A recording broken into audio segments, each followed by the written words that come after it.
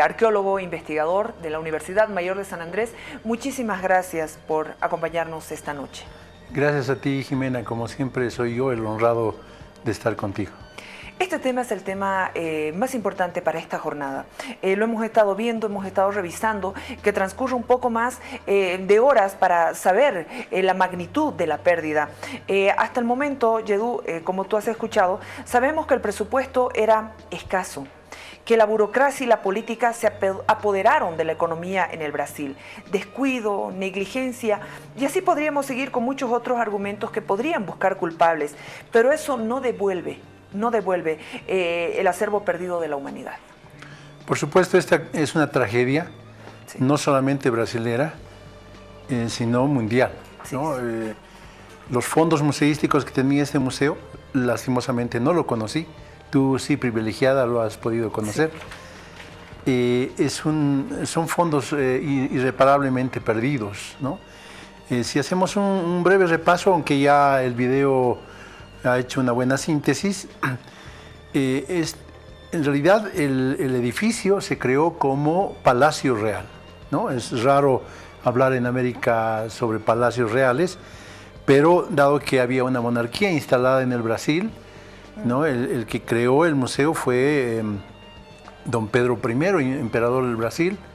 Su sucesor mantuvo el edificio, don Pedro II.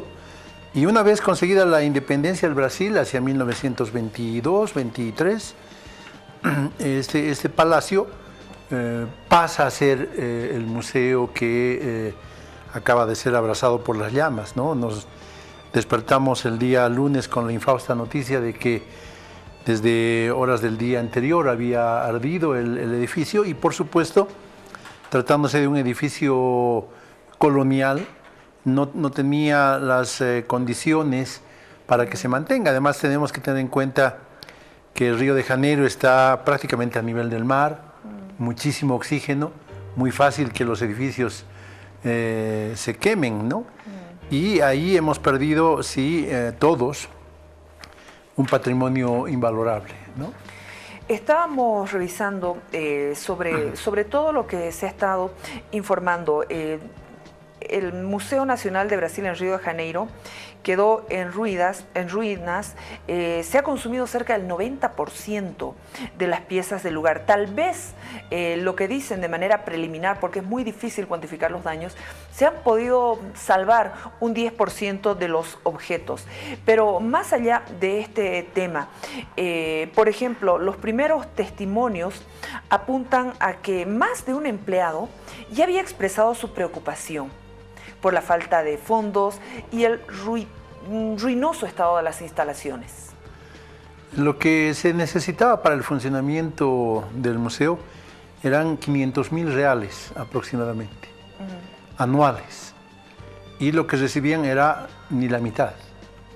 Entonces, obviamente, eso les obligó a cerrar algunas salas temporalmente. 30 salas de exhibición estaban cerradas, sí, precisamente, sí, por recortes presupuestarios. Claro, pese a que el edificio era bastante grande, son cerca de 20.000 metros cuadrados, eso equivale a 2 manzanas, ¿no? Y claro, tenían que cerrar, recortar personal, etcétera, porque el gobierno no le estaba dando la suficiente importancia, tenían otras prioridades, ¿no? Hacían, bueno, cosas que los gobiernos populistas están haciendo, creo, en todo Latinoamérica, ¿no? Tenían una gran exhibición de dinosaurios que fue forzada a cerrar por un ataque de termitas desde hace 5 meses. Exacto. Y sí, se reabrió gracias a una campaña, pero solidaria, digamos. Claro. Bueno, este museo era totalmente misceláneo, ¿no? Es como si nosotros juntáramos todos nuestros museos en uno solo, aquí en la ciudad de La Paz, porque tenía fósiles, inclusive especies muy tempranas de la era primaria. Tenía dinosaurios, esqueletos de grandes dinosaurios hallados en el Brasil, megafauna del Cenozoico, ya son animales mamíferos que en cierto momento inclusive convivieron con el hombre, ¿no? Y luego, lo ha dicho el video, estaba este homínido que se considera el más antiguo del Brasil, que le pusieron de sobrenombre Lucía, que tenía como 10.000 años. Y de ahí todo el resto eran restos arqueológicos, por ejemplo, en lo personal es lo que a mí más me duele, porque tenían piezas guaraníes, la cultura maroyara, que fue una de las más importantes que se desarrolló en ese país. También tenía expresiones materiales ahí. Pues arqueológicamente hablando, la pérdida de piezas locales ha sido muy grande. Pero además, los brasileños curiosamente tenían piezas de otros continentes. Por ejemplo, Egipto. De Egipto, que había un huaquero, bueno, yo lo diría huaquero, un saqueador de tumbas del siglo XIX, que apellidaba Benzoni, que formó muchísimas colecciones saqueando las tumbas de los faraones, etc. Y curiosamente, hacia 1926, una colección grande, formada por este señor que había muerto un par de años antes, llega al Brasil, porque claro, había dinero de los emperadores y compran esa colección o pasa la colección al museo, ¿no? Era la mayor exhibición de arqueología egipcia en América Latina. Claro, y casi todos los sarcófagos son de madera. Después habían momias humanas, momias de animales. Eso es un material muy, muy combustible, ¿no? Entonces, de eso yo creo que no ha quedado nada. De hecho, el gobierno egipcio está pidiendo alguna explicación, que se le rindan cuentas, ¿no? Bueno, Egipto ha perdido mucho patrimonio en países, sobre todo europeos, ¿no? Pero nunca ha cedido sus riquezas, sus tesoros, entonces sí tiene derecho a pedir explicaciones, ¿no? Después había una colección de Pompeya y Herculano, que son ciudades romanas. Eso es también muy curioso, ¿no? Parece que los emperadores del Brasil auspiciaron alguna investigación en Herculano y en Pompeya, que eran ciudades sepultadas por el Vesubio el año 79 después de Cristo. Sabía muchísimo de eso, eran más de 700 piezas romanas, a lo que se puede sumar piezas etruscas, griegas, etc. No. Otra pérdida irreparable son las piezas etnográficas del Brasil, ¿no? Sí. En el Brasil habían, a la llegada de los portugueses... De la época precolombina, ¿no? Son posteriores, ¿no? A la llegada de los portugueses en el Brasil habían cientos de grupos étnicos y después en los siglos XIX y sobre todo en el siglo XX muchas expediciones científicas estudiaron la etnografía del Brasil, ¿no? Y recuperaron estos materiales. Era la costumbre de la época tomar adornos, vestidos, instrumentos de música, qué sé yo, y reunirlas en colecciones que luego pasaron al museo. En ese momento, esas colecciones que el siglo XX, hasta mediados del siglo XX, se consideraban colecciones etnográficas, ahora pueden ser consideradas colecciones arqueológicas, porque ya los pueblos del Brasil, la mayoría, sí, se han transculturado, entonces se visten de otra manera, tienen otros tipos de adornos, es más, son más occidentales ahora en su forma de vestir, inclusive de pensar. Por lo tanto, esa también es una pérdida irreparable, y eso sí era mucho material orgánico, entonces eso se ha debido consumir. ¿Qué cosas han debido quedar? Pues yo creo que han quedado el meteoro famoso. Claro, meteoro... pero sobrepasó las galaxias, sobrepasó todo, iba a estar ahí. Los fósiles que estaban petrificados probablemente. Hay que hacer un trabajo ahí de excavación en el museo, ¿no? Con especialistas. De hecho, el gobierno francés ya ha ofrecido la ayuda de especialistas franceses para que vayan a recuperar los materiales, tratar de reconstruir, porque no solo reconstruir el edificio, hay que excavar por niveles, ¿no? Hay que ver qué cosas han podido subsistir, objetos de metal. A nosotros particularmente sí también nos afecta la pérdida, ¿no? Directamente, porque había una momia aymara con su tejido. He traído unas imágenes, creo que las van a poder pasar. Sí. Tenía su cesta de paja, ¿no? Eso fue pues un buen material para el fuego. O sea que yo calculo que esa momia aymara, yo siempre decía cuando hace algunos años encontré que esa momia estaba en el... ¿Qué hace una momia aymara en Río de Janeiro? Claro, las vitrinas tenían condiciones de humedad y todo eso, ¿no? ¿Podemos retroceder un poquito en la imagen? No es esa, hay otra. Pero sí había una imagen, si pueden pasar por favor la siguiente. Esa imagen la he sacado de un video y me parece muy interesante. Son objetos de oro, pero son objetos de oro que no pertenecen al contexto. Esa es la momia aymara, ¿no? Esta es la momia sí. Aymara. Y de las piezas de oro que acabamos de ver, la mayoría son inca, hay algunas que parecen que son chimú, y hay una que casi con toda seguridad es tiwanaku, ¿no? Que es como una mano que tenemos en nuestras colecciones. Yo no conozco que hayan piezas semejantes ni en Perú ni en Chile. Estoy casi convencido de que esas piezas son del territorio boliviano. Y ahí está el meteoro, ¿no? Bueno, no le ha debido pasar gran cosa al meteoro, pero es el único, ¿no? De 20 millones de ítems que se calculan que contenía el museo, ¿no? ¿Qué es lo que ocurre? Por ejemplo, a mí me gustaría hablar, porque una de las desgracias de las tragedias aprende lecciones. Acá es evidente porque muchos estaban alertando que el museo estaba siendo ignorado desde hace tiempo, lo cual pudo ser la causa de las devastadoras consecuencias para el patrimonio de Brasil, de América Latina y del mundo. Eso ya se va a dar, además que los pisos eran de madera, había mucho papel también, o sea, todo sumó. Lo que me gustaría a mí es una reflexión para todos, concretamente aquí en Bolivia, ya que lo que ocurrió en Brasil podría haber ocurrido en cualquier país de Latinoamérica o en Bolivia, donde definitivamente la cultura y el patrimonio, y contigo lo hemos visto ya en muchas oportunidades, es despreciado por aquellos que tienen el poder político de decisión, no solo ahora, sino siempre, de manera permanente. Sí, es que lastimosamente en nuestros países la cultura es lo que menos interesa, ¿no?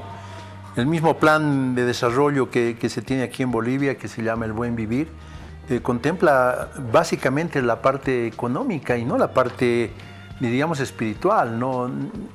Y justamente en alguna entrevista contigo y en otros canales, yo había hecho la reflexión de que los museos conservan los tesoros de los países. Y esos tesoros son elementos identitarios, nos construyen como nación, nos construyen como pueblo, nos construyen como país. Nosotros simbolizamos nuestro país y nuestra sociedad a partir del patrimonio, que no precisamente son los objetos, sino el valor, el significado que tienen esos objetos, ¿no? Y por eso, digamos, me preocupan no solamente los museos aquí en Bolivia, sino el resto de los monumentos que tenemos, ¿no? Desde los chulpares, que es mi tema favorito probablemente, sí, que cada vez veo que desaparecen. Yo pienso que en cuestión de sitios arqueológicos, aunque se dice que tenemos 30.000 sitios arqueológicos, 15 o 20 desaparecen cada año, ¿no? Que son sitios no monumentales, pero inclusive hay sitios con monumentos que desaparecen. Los museos en el caso boliviano están dejados un poco a su suerte, ¿no? Claro, los museos municipales tienen algún apoyo de la alcaldía, que en algunos casos ha hecho refacción de techos, qué sé yo, porque sobre todo estos museos de la alcaldía han sido instalados en edificios coloniales. Entonces muchas veces hay el peligro de que se vengan abajo. Claro. Y si un techo se viene abajo, aplasta vitrinas y rompe los objetos que estamos exhibiendo. Pero hay otros que no tienen mayor cuidado, ¿no? Eventualmente se puede hacer un arreglo. Entonces no solamente es el fuego, que menos mal en el caso del altiplano hay menos oxígeno, se puede controlar con mayor facilidad, pero hay museos importantes en Santa Cruz, en el Beni, ¿no es cierto? Le voy a pedir a producción, tenemos imágenes de los museos en Bolivia, por favor, así los compartimos y podemos disfrutar con la gente y tomar un poquito más conciencia de la gravedad de lo que estamos hablando. Entonces, digamos, condiciones naturales serían desplomes, fuego, menos probable aquí en la altura, pero hay otras condiciones que no son naturales, por ejemplo, el robo, ¿no? Una cosa que yo no termino de entender es que la gente que trabaja, que está en función de empleado público en museos, en diferentes museos, no es propietario del patrimonio. Son simples custodios y tienen que tener total responsabilidad, ¿no? Sí. Y Hace algunos años se trasladaron, por ejemplo, algunas colecciones del Museo de Arqueología al Museo de Etnografía y Folclore, porque había peligro de un desplome de un edificio contiguo. Me parece bien, pero ¿bajo qué política se ha hecho? ¿Por qué no se ha explicitado eso? Inclusive por los medios de prensa, ¿no? Se construye un museo en Orinoca y como hay que llenar algunas salas, se dispone que una cierta cantidad de objetos del Museo de Arqueología también sean llevados a Orinoca, ¿no? Porque ellos deciden, es así. O si algunas piezas tienen que ser restauradas y otras guardadas y otras llevadas a una exposición de afuera, todo eso se hace a puerta cerrada, porque quien está en función de gobierno es propietario de todo eso, ¿no? Y en eso, claro, se pueden evidenciar que han habido pérdidas muy importantes, ¿no? En museos también importantes. Entonces, ¿cuál es el cuidado y cuál es el sistema? En Pariti nosotros, con nuestros modestos recursos, con un apoyo recursos de otro país. La embajada belga nos donó un sistema de seguridad para el Museo de Pariti. Cuando nosotros salimos de Pariti el año 2005, ese museo, pequeñito, pero tenía sistema de seguridad. 13 años después, no sé qué habrá pasado, tampoco estoy muy seguro, pero yo creo que ya nadie le ha interesado, ¿no? Y estamos cerca de la frontera con el Perú, ese es siempre un peligro, y no siempre hay las condiciones idóneas para la conservación de los bienes patrimoniales, ¿no? En caso de incendio, ¿qué tipo de elementos se utiliza? Yo he visto en otros países, hay por ejemplo sensores de humo, hay una serie de artefactos o tecnología que te ayudan. Acá en Bolivia he visto que hay un par de extintores, no sé si los van cambiando, porque un extintor también tiene un tiempo de vida, creo que son 6 meses, 4 meses, no estoy muy segura de eso, pero ¿cómo es que mantienen este tema por si se da un incendio, digamos, por un cortocircuito, no sé? Claro, bueno, digamos, es que cada museo es un mundo, ¿no? Hay museos, yo creo que los museos que dependen de la Fundación del Banco Central son los mejor provistos, ¿no? El Museo de Etnografía y Folclore, la Casa de la Libertad en Sucre, la Casa de la Moneda en Potosí, ellos tienen sistemas, sobre todo son extintores, ¿no? Me parece que no tienen sensores de humo. Y aquí en el Brasil, pues, digamos, en cuestión de museos, ellos estaban mucho más adelantados que en Bolivia. De hecho, si vemos los videos antiguos del museo, la museografía, todo es muy vanguardista, ¿no? Pero cuando terminaron las faenas, los visitantes se fueron el día domingo, quedaron 4 guardias y estos probablemente estaban un poco distraídos y no tenían sensores. Entonces, cuando se dieron cuenta, ya era demasiado tarde, ¿no? Hay poco recurso económico para los museos. Tienen que subsistir, uno, con recursos que se puedan destinar, pero también es con el aporte o el interés de la gente que va y los visita. También. Y he visto que hay poco interés. Sí, bueno, curiosamente los días que se han llamado la Noche de los Museos, que se ha instaurado esto hace unos 9 años, me parece, la cantidad de gente que deambula de un museo a otro es sorprendente. O sea, que la gente que trabaja en los museos, como es mi caso, desde hace 30 años, nos vemos sorprendidos y es algo a alentar, por supuesto. Pero pasa eso y es como una simple visita o feria, ¿no? Porque después no hay mucho interés, ¿no? Acabo de estar en Europa, donde para entrar a un museo tienes que hacer colas de casi horas, ¿no? En el Museo de la Ciencia en Múnich hemos hecho una cola de 2 horas bajo lluvia, ¿no? Y la gente no se movía y era una cola extensa. Pero acá no hay, entonces no tenemos, la mayoría de los museos ya no tiene amigos de los museos, antes había, y me acuerdo en el Museo del Oro, por ejemplo, tenía su asociación que se llamaba Amigos de los Museos, que sacaban de su bolsillo muchas veces para reparar paredes, techos, qué sé yo, ¿no? Y de parte del gobierno central no hay apoyo para los museos, ni citadinos ni rurales, menos para los que están en el área rural, porque son museos de sitio la mayoría. Entonces, nosotros hemos tenido la pena de constatar el año pasado que el Museo de Pariti, que lo habíamos hecho nosotros en el 2005, estaba anegado con agua así de por lo menos 3 centímetros en la parte central, ¿no? Y esa humedad trasciende a los objetos, ¿no? Entonces los objetos se humedecen y se deterioran, ¿no? No hay apoyo, ¿no? Y tampoco los pobladores hacen mucho. Ellos más bien están ocupados de a ver cuánto turista viene y luego nos repartiremos. Sí. Pero hay que cambiar focos, o sea, de ese presupuesto conserven un porcentaje para el mantenimiento del museo. Todos los museos necesitan mantenimiento, todos, desde el Museo del Louvre, ¿no? Pero si no se destina un porcentaje para el mantenimiento, nadie va a mover un dedo, ¿no? Hasta que alguien venga y, pucha, qué pena, aquí tienen un foco, digamos, ¿no? ¿Qué pasa con la poca inversión del Estado? Porque es responsabilidad del Estado. No se les permite, por ejemplo, a los que están ahí como curadores o como responsables, hacer modificaciones a las estructuras de los edificios. ¿Qué pasa con este tema desde el Estado?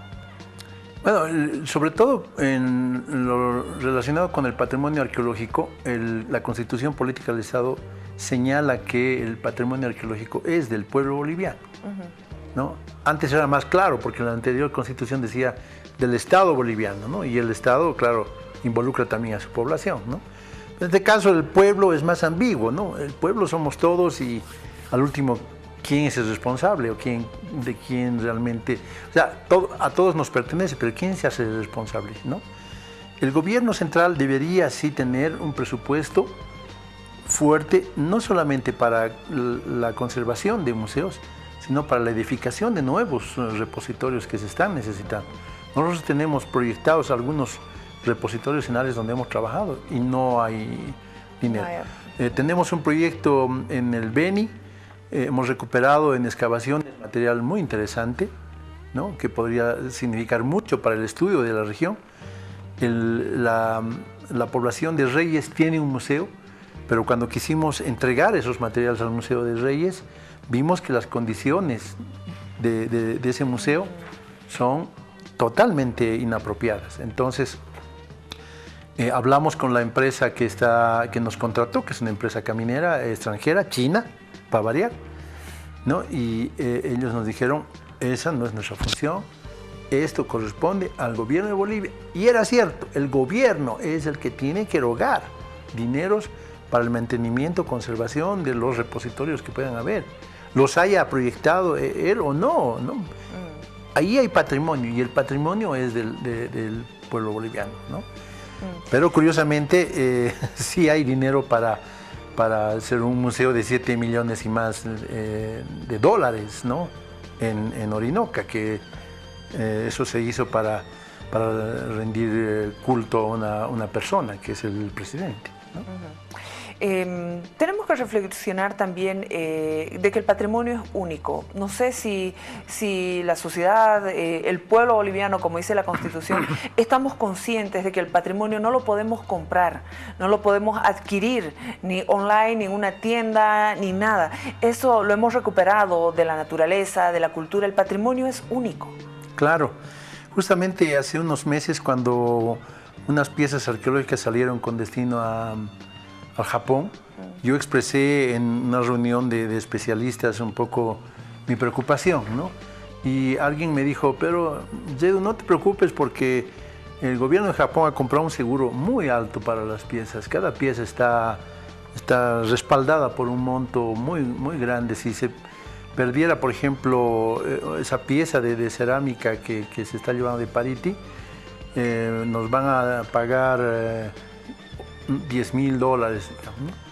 Como si el dinero supliera a la pieza. Si se pierde o se destruye esa pieza, así nos paguen $100.000, esa pieza se ha perdido irremediablemente, ¿no? Y es lo que ha sucedido en el caso de Brasil. Todas las piezas que se han quemado y que eran de madera o de material orgánico o de otro tipo de material orgánico, esas piezas, así hayan tenido, seguro que no lo tenían, ya no vuelve a ser recuperado, ese patrimonio se ha perdido. Además que el patrimonio no es de los museos, no es de los bolivianos, el patrimonio es de la humanidad. Sí, en el caso, digamos, de, por ejemplo, Tiwanaku, ¿no? El caso específico, claro. Tiwanaku ha sido declarado Patrimonio de la Humanidad, entonces si se llega a perder una pequeña pieza de Tiwanaku, eso pertenecía a toda la humanidad, ¿no? Claro. En términos legales, porque en términos más amplios, académicos, todo nos pertenece a toda la humanidad, ¿no? Así sea, digamos, el busto de Nefertiti, que se lo roben del Museo de Berlín, a todos nos afecta, ¿no? Y a todos nos duele, ¿no? Gracias, Yedú, por venir. La tragedia del Museo Nacional de Brasil, que sirva de alerta para los museos e instituciones en Bolivia, una profunda reflexión que nos ha hecho aquí Yedú Sagarnaga, arqueólogo e investigador de la Universidad Mayor de San Andrés. Muchísimas gracias por tu conocimiento, por tus expresiones y por ser siempre consecuente, porque esto lo vienes denunciando hace muchísimos años. Gracias a ti, Jimena. Tú sabes, siempre estoy dispuesto a acceder a tus invitaciones. Para mí, como te digo, es un placer hablar contigo, pero además es importante que reflexionemos como bolivianos y como entendidos en el tema cultural, ¿no? Muchísimas gracias. Y desde la Universidad Mayor de San Andrés con este tema, porque este programa, este canal, depende de la Universidad Mayor de San Andrés. Vámonos a la pausa, por favor. Enseguida regresamos. Inicia ya, está el anuncio de las obras del viaducto.